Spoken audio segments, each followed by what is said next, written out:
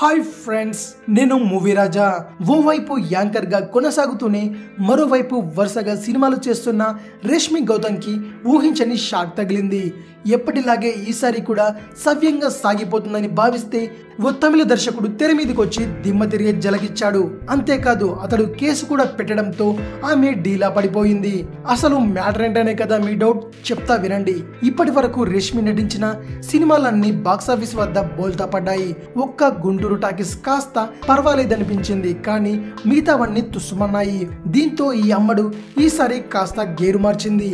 మునుపటిలాగా glamour dose ఎక్కువగా ఉండే సినిమాలో కాకుండా కాస్త డిఫరెంట్ కాన్సెప్ట్ తో కూడిన చారుశీల అనే లేడీ ఓరియంటెడ్ సినిమాలో నటించింది. ఈ సినిమాతోనైనా హిట్ సాధించి తన స్థాయిని మరింత పెంచుకోవాలని రేష్మి అనుకుంది. కానీ ఇంతలోనే అనుకోని సంఘటన ఎదురైంది. నిర్మాణాంతర కార్యక్రమాలు ముగించుకొని రిలీజ్ కి సిద్ధంగా ఉన్న ఈ సినిమా ఓ వివాదంలో చిక్కుకుంది. తమిళంలో విడుదలై ఘన విజయం సాధించిన జూలీ గణపతి అనే చిత్రాన్ని కొన్న ఓ దర్శకుడు తన సినిమాను కాపీ కొట్టి చారుశీల అనే సినిమాను తీశారని ఆ మూవీ యూనిట్ పై కేసు పెట్టాడు. అంతేకాదు ప్రెస్ మీట్ పెట్టి మరి తమిళ చిత్రంలోని ఫోటోలను, వాటిని పోలి ఉన్న చారుశీల ఫోటోలను మీడియాకు విడుదల చేశాడు. దీంతో చారుశీల సినిమా విడుదలపై అనుమానాలు వ్యక్తమవుతున్నాయి.